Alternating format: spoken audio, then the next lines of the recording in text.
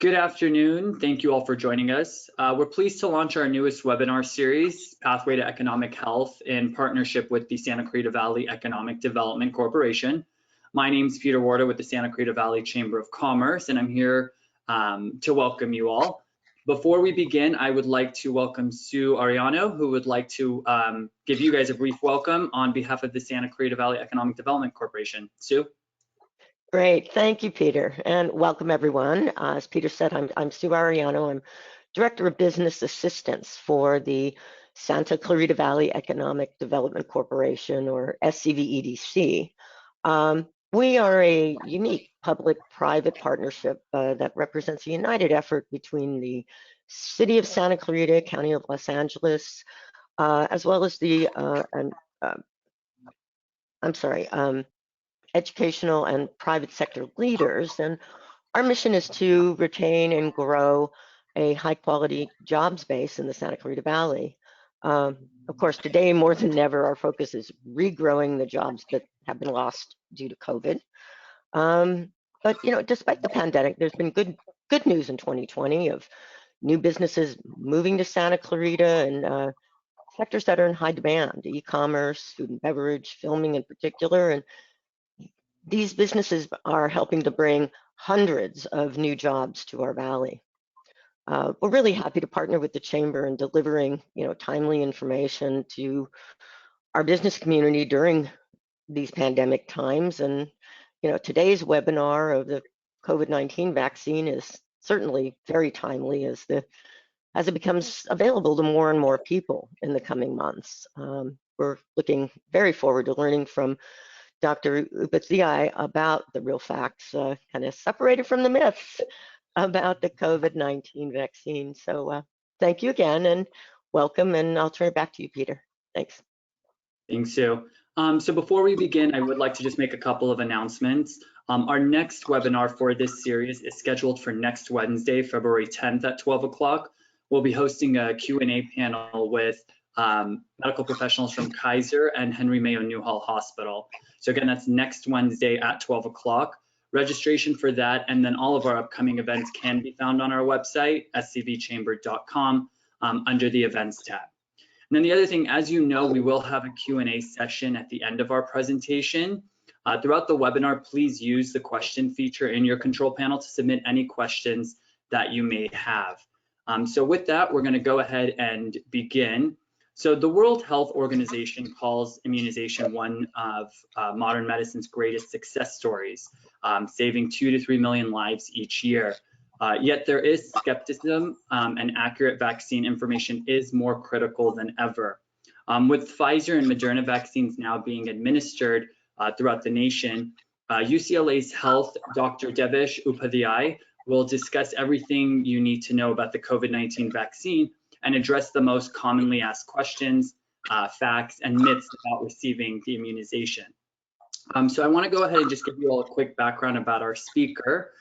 Dr. Upadhya is a primary care physician who lives and practices in Santa Clarita. He is board certified in both internal medicine and pediatrics and sees patients of all ages. He's committed to working with patients from all walks of life to help them understand and take charge of their health. At work, he is interested in the full breadth of primary care. He is passionate about taking a scientific, evidence-based approach to helping patients maintain a healthy lifestyle and take only the medicines they need. So with that, Doctor, I'll turn it over to you to begin the presentation. All right, there we go. And man, I don't know if that's a flattering picture. Shouldn't wear the same shirt. Oh well. So I'm Devesh. It's good to meet you guys. We're going to go through some of the general slides that have been prepared, as well as we'll have some time to answer questions towards the end. So we can go ahead and advance the slide. All right, so this is just a slide about what we're going to be talking about. Go ahead, next slide. All right, and the one point that is brought up at the bottom there is that this information is constantly evolving, and so it was last updated about a week ago. The slide said, I think it'll still cover things pretty well, but that if there's some lack of clarity, we can always cover it in the Q&A at the end.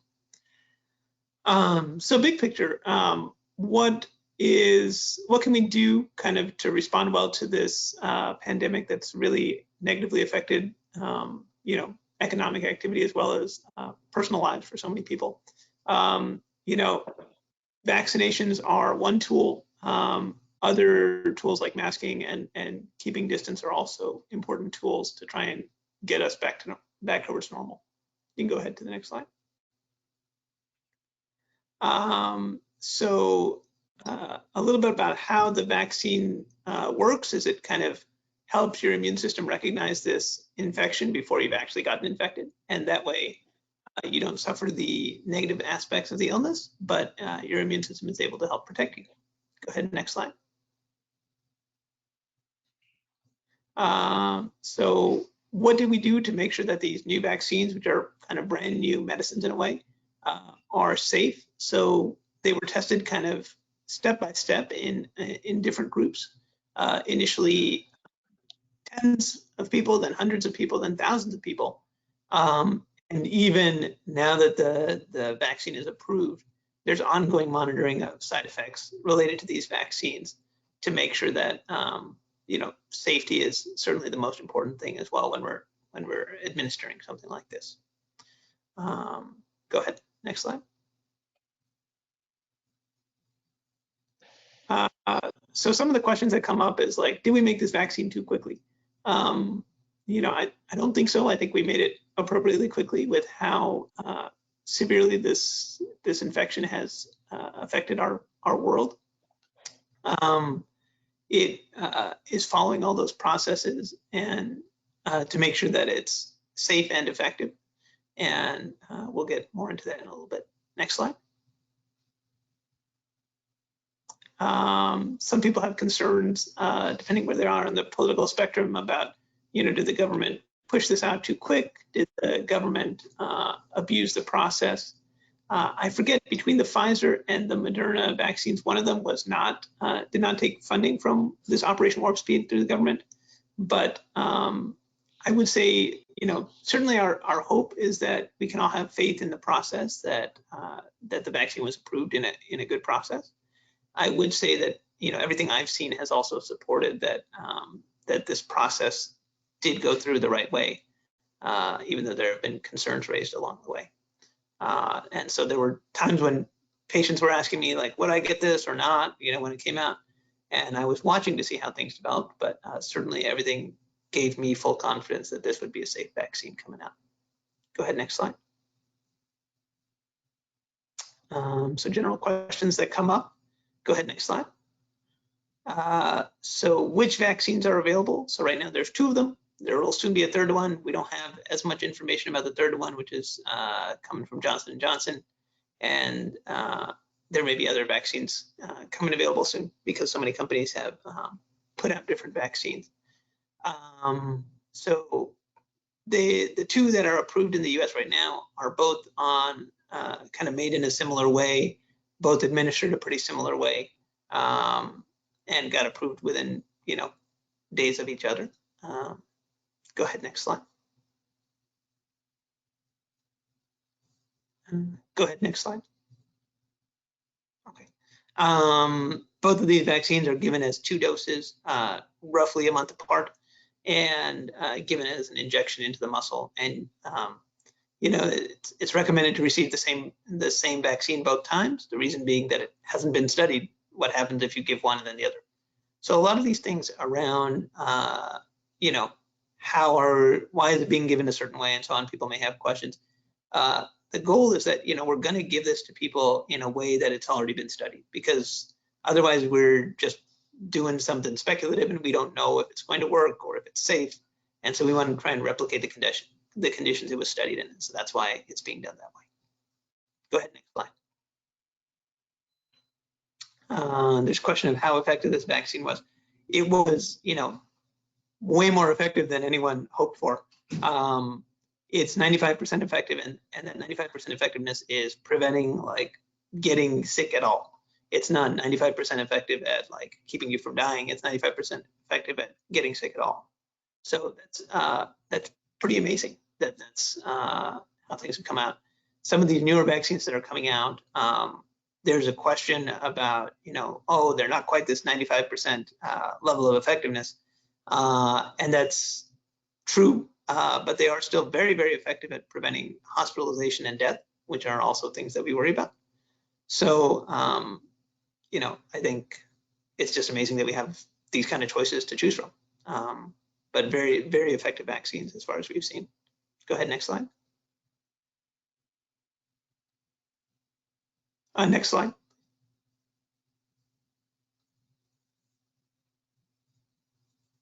There we go. Okay. So how do these vaccines work? Basically, there's a protein on the outside of the virus that if our immune system recognizes it and makes antibodies, which are these little things that tag bad stuff in our body, if our immune system makes an antibody that tags that protein that's kind of on the outside of the virus, then the virus is not able to get into our cells and we don't get sick. So that's pretty cool. Next slide. This is a new type of technology for the vaccine. It's what's called an mRNA vaccine. What that means is that instead of putting living virus into your body or putting pieces of dead virus into your body, which are kind of the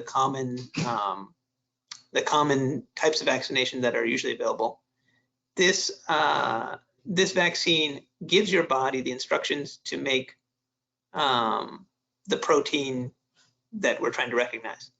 And then your body makes that protein and recognizes it as, hey, this is not part of our normal stuff, and makes antibodies against it. So it's a new technology. It's a pretty cool technology and a very exciting technology. And it is new, but it has been tested in other settings and is thought to be safe. Go ahead, next slide. So what are the parts of this vaccine? It doesn't have eggs or things that we sometimes worry about as far as allergies for a vaccine.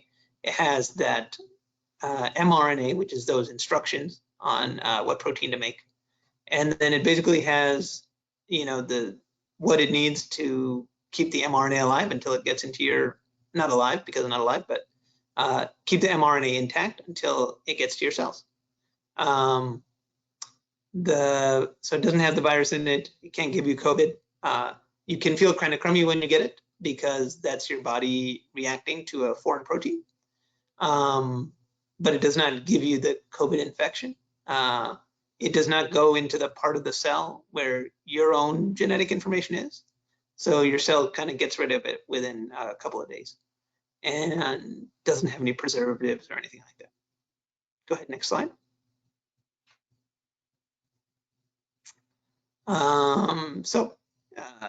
We very much think this is a safe vaccine. It's been, people who have gotten it have been monitored for about 6 months, a little bit more than that.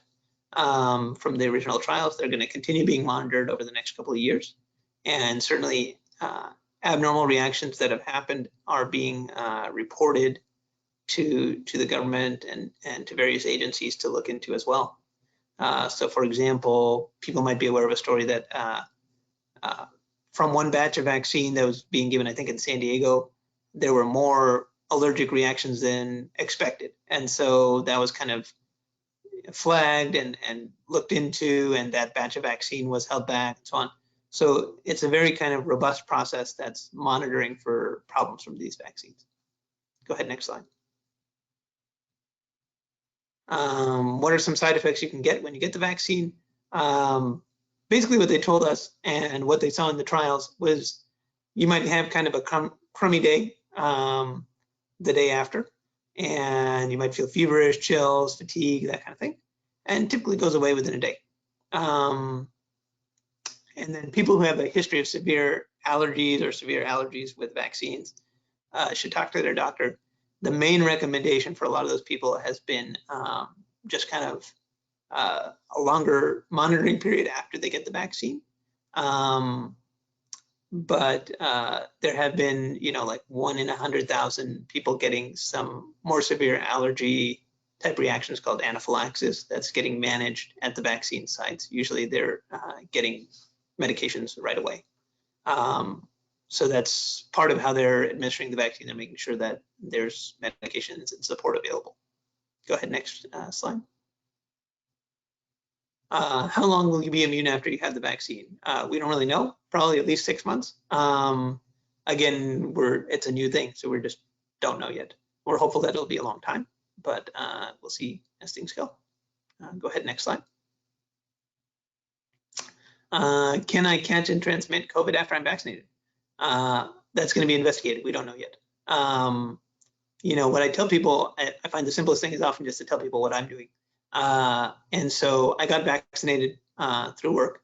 And I remember just before I got my vaccine, there was also a recommendation for us to be wearing eye protection or a face shield at work all the time.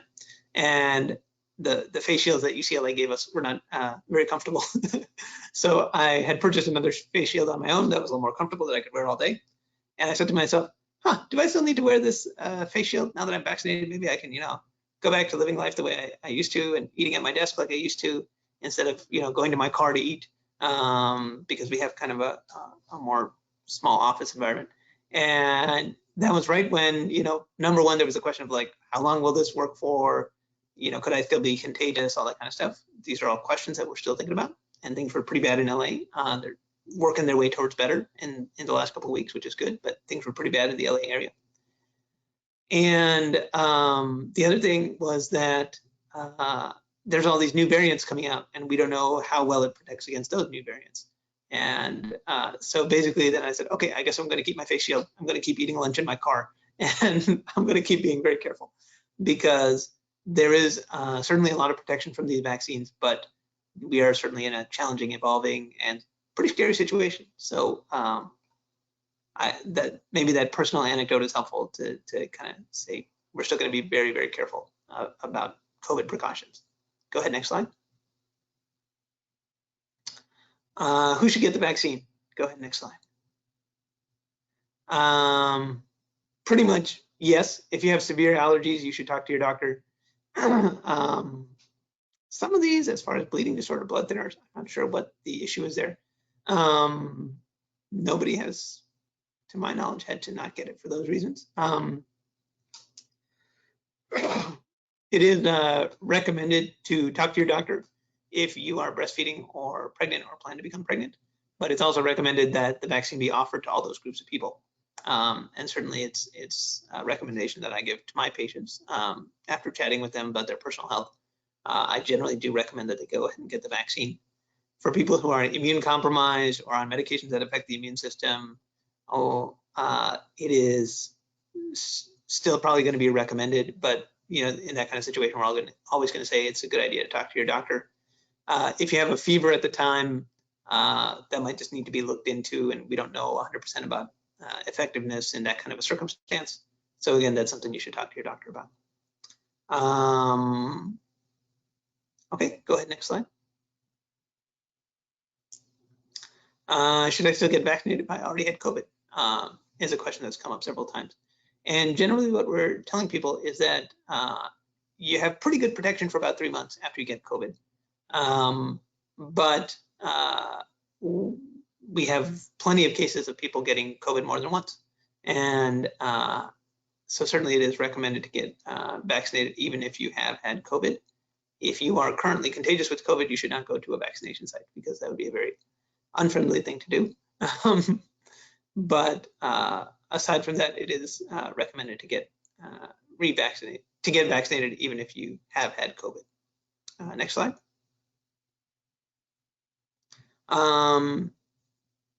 So there's a question of, is it better to get vaccinated or get natural immunity? Certainly, I've seen a lot of people get very hospitalized kind of sick with COVID. Aside from those people, because in a sense, the statistics we see are like deaths and hospitalizations. And certainly plenty of those have happened. But I also have plenty of patients who have, persistent, unpleasant symptoms after getting sick with COVID. So, lung symptoms, shortness of breath, mood symptoms, things like that. And so this is not a virus that I would wish anyone to get sick with. And, all indications are that the vaccination seems to be more protective than, or not more protective, but certainly much safer than getting COVID naturally. So I would not recommend getting COVID naturally to anyone. Go ahead, next slide. Why get the vaccine if most people don't die from COVID? I kind of touched on that as well. Certainly a lot of people have died already, and there's a lot of non-death things that happen that are also not very fun to have. Next slide. When will vaccines be given to children? We don't know. It hasn't been tested in children. There's plans to run trials in children. We have to do trials before we decide it's safe. So yeah, unfortunately, life is still very uncertain from that standpoint. Next slide. How can you get your vaccine? Is the other question that comes up a lot. So who will get the vaccine first? They did healthcare workers first, which they're mostly, I think, getting close to done with. And that was just because so many healthcare workers had gotten sick earlier in the pandemic, and we wanted to make sure that healthcare facilities are able to keep running. Go ahead, next slide. And then we're kind of following guidance from the state or from the county, which is following from the state, which is following from the federal government, and there's kind of some added stuff at each level. But basically, the approach right now is that we're aggressively trying to vaccinate folks over 65, as well as healthcare workers, and then we're moving towards like essential industries and so on. There has been some ongoing change in kind of vaccine distribution processes and stuff. So, you know, the LA County website certainly is a good place to check on if there's been a change in that. Go ahead, next slide. Can you choose which vaccine you get? Let's say you come to UCLA and say, I want the Pfizer vaccine. Unfortunately, it's just been such a challenging situation right now in terms of getting enough, getting it to where it's needed, all that kind of stuff, that we are not giving people a whole lot of choice about whether you get a Pfizer vaccine or Moderna vaccine. Generally, you should be getting the same vaccine both times. You should generally also be getting the same, your vaccination from the same provider. So if you go to the county for the first dose, you go to the county for the second dose. If you go to UCLA for the first dose, you go to UCLA for the second dose, just in terms of how it's being distributed and so on. There's just no studies of getting one and then getting the other, so that's not recommended. Next slide. Is it mandatory? No, but I think it's a good idea. Yeah, we're a free country. Go ahead, next slide.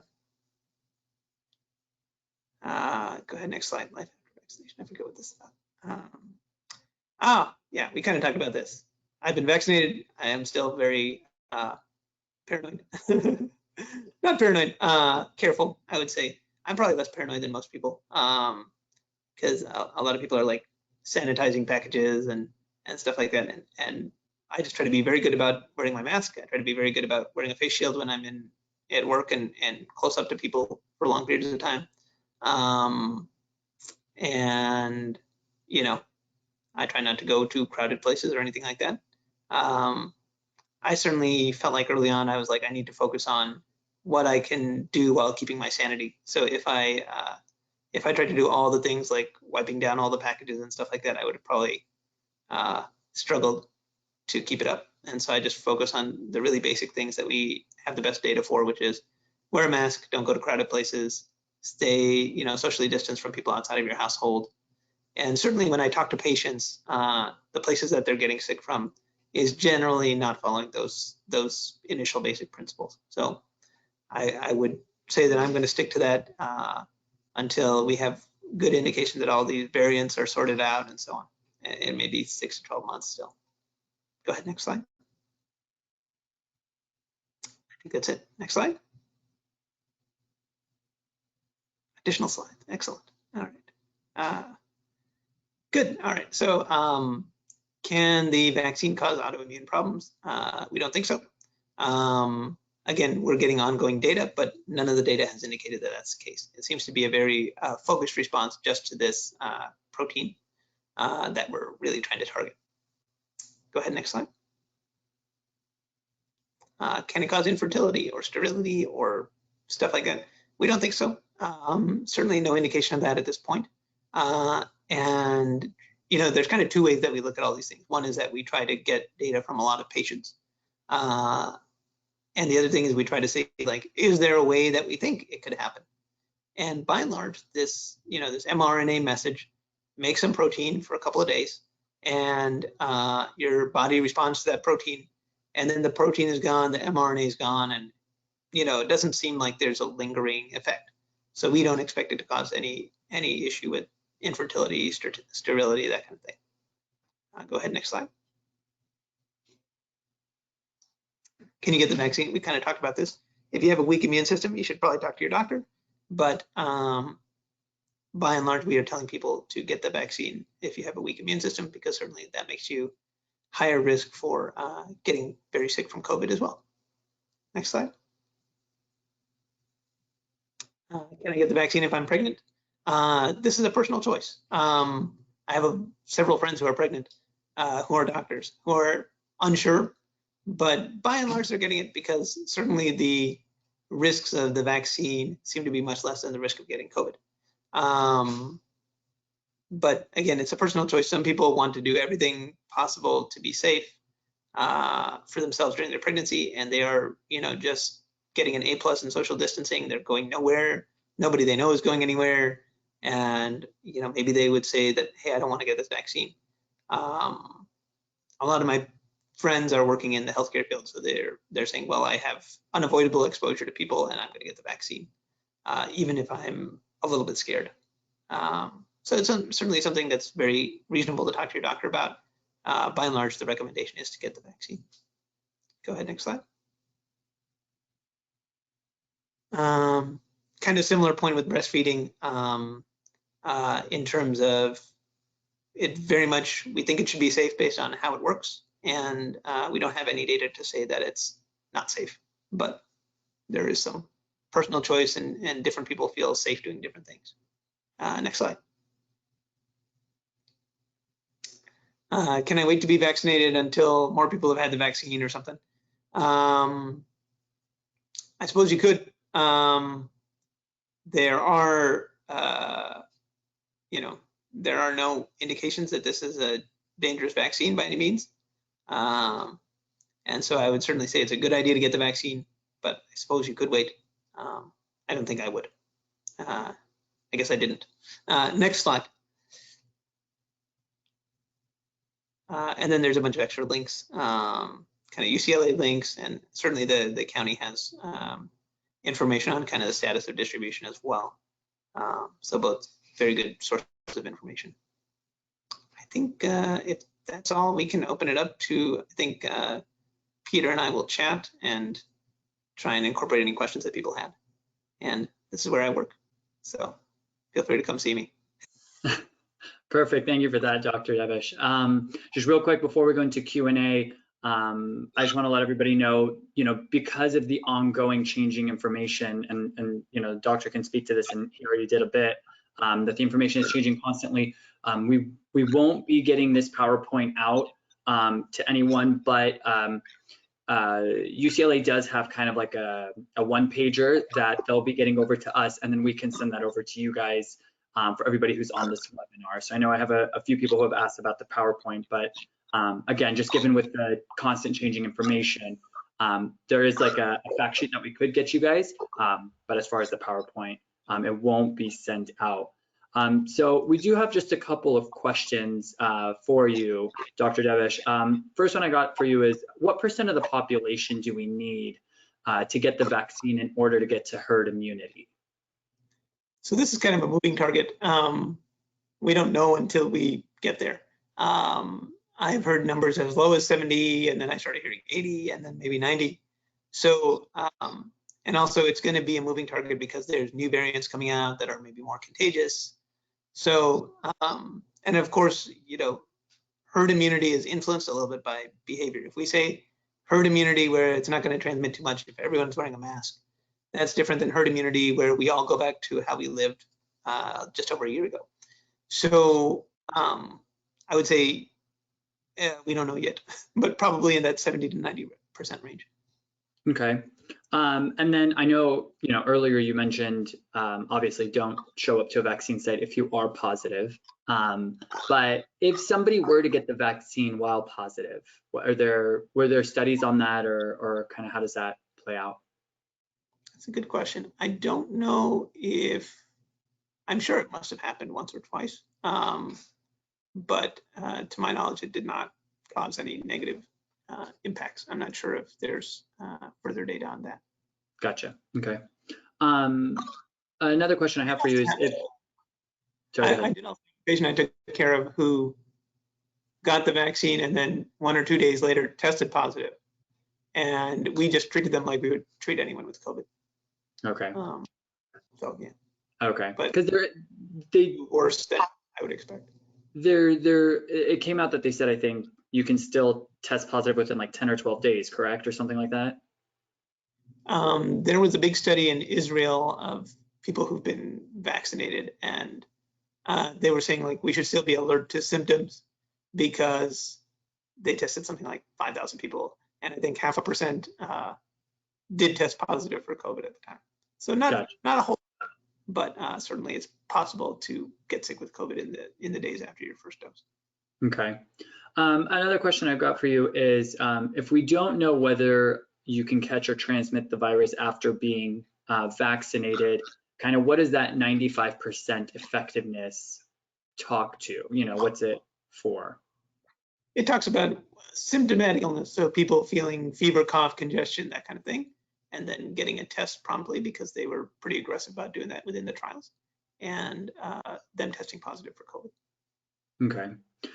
Can you kind of talk to the reason on why the Johnson & Johnson vaccine has a lower prevention rate compared to Pfizer and Moderna? So there's two pieces. One is that the Johnson & Johnson trial was done more recently, and so it's testing how well the vaccine is working to some extent against some of these new variants that have come out. So the effectiveness was different in US trial sites versus South African trial sites, for example. And that's thought to be because the South African variant is maybe a little bit more contagious or potentially just less well covered by the vaccine. So there's that piece. And then separately, it was a 1-dose vaccine instead of 2 doses. Mm-hmm. So who knows if they're doing a trial that, maybe if you do 2 doses of Johnson & Johnson vaccine, it works just as well. And then what was the other piece is that, some people do still have some mild, but, definite COVID symptoms. And like we said, so that 95% effectiveness is saying that what that means is that like with no vaccine in this group of people, 100 people would get sick with COVID. And maybe it's a group of 10,000 people and 100 of them would get sick COVID during a certain time period. And instead with the Pfizer or Moderna vaccines, that instead of 100 people getting sick, it's 5 people getting sick with COVID. So that's what they mean by 95% effectiveness. And then, so I think the Johnson & Johnson was like in the 80%. So some of those people are still getting infected with COVID, but, ongoing issues that are being researched, which is like the variants and additional doses of the vaccine and so on, which is still kind of up in the air. Okay. I know you touched on this kind of early in the beginning of your presentation, but a question that came up is kind of what happens with an allergic reaction when it comes to the vaccine?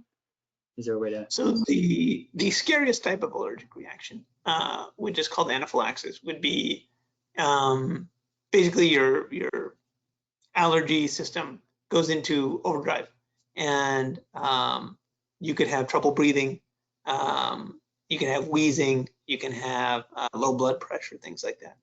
And so you would feel very sick. And the recommendation for the vaccine is that people be observed for 15 minutes after they get the vaccine, because pretty much all the cases have shown up within those 15 minutes. It's not like 2 days later you're at home and suddenly you feel terrible. It's a very severe, very immediate reaction. And then if you guys are familiar with EpiPens, it's basically that someone gives you the equivalent of an EpiPen as a treatment, and it works pretty well. And I'm not sure 100% how long they're monitoring those patients afterwards, I'm sure there are protocols in place at the vaccination sites, but I'm not 100% familiar with those right now. Okay. And then again, I know you covered this. I just had a couple of people ask it just, one more time for clarification, and I'll just let you answer on it. That if you've already tested positive, you should still get the vaccination, correct? That is the recommendation. So that's based on the fact that people do still get COVID twice. I had a patient earlier, this month who I had gotten COVID twice. And so you're still potentially at risk.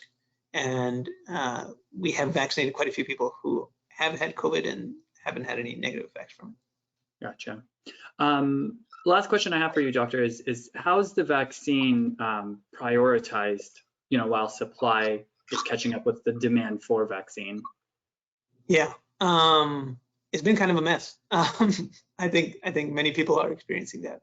I have parents and I have aunts and uncles and stuff like that who are all kind of in the 65 plus age group and different health conditions and so on.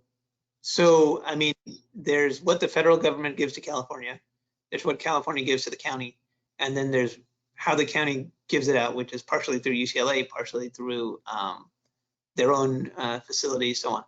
So that's kind of how they're distributing it, how they're prioritizing it. In my ideal world, that initial kind of structure that they had where we said, hey, we're going to vaccinate these people, then these people, then these people, then these people. And it seemed like they thought it through very carefully that, like, how do we keep society functioning? How do we keep people safe? Let's get people in nursing homes vaccinated, all this kind of stuff. They thought through very carefully. And what happened was that they were just having trouble getting the vaccine doses that we had into people. And as we know, in LA County, it was terrible within the last month. So many people were in hospitals, so many hospitals were overflowing.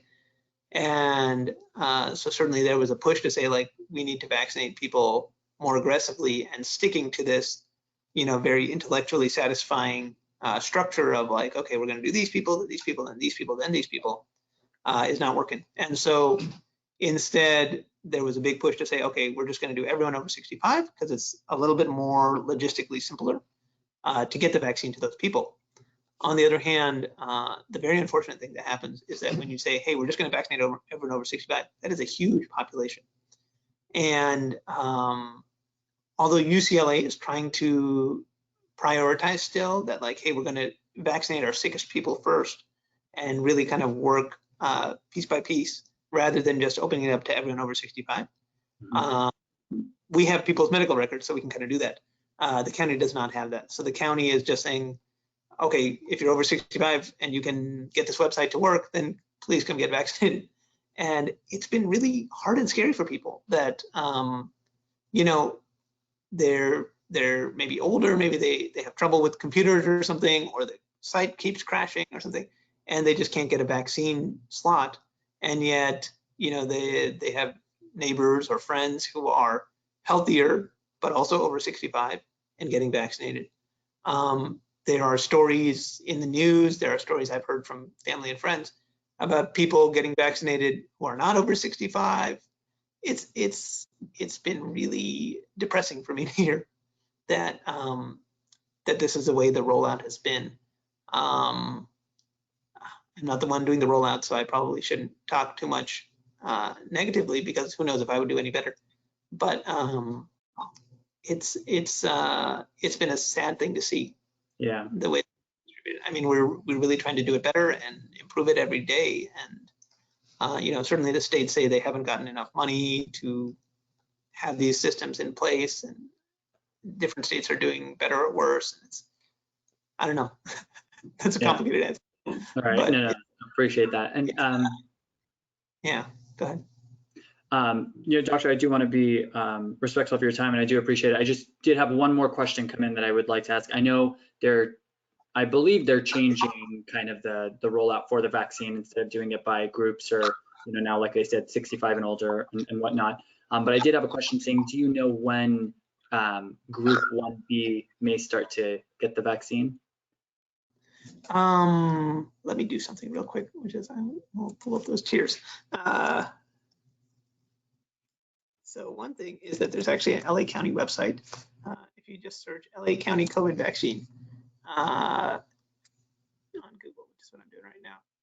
It should get you there, and then there's a link for general, let's see, general information, getting the vaccine authorized.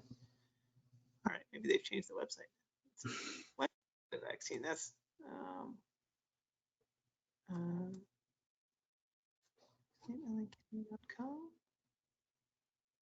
they have changed up the website on me. How rude. All right. Let's see. When can I get a vaccine? No, that just takes me back to the same website. Okay.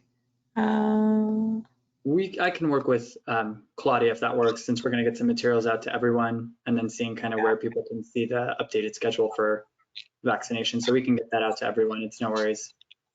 Yeah, because there's phase 1B, which is actually includes, because initially phase 1A was, I think, that 75 and older, and phase 1B is 65 and older. So they are doing some of the 1B people.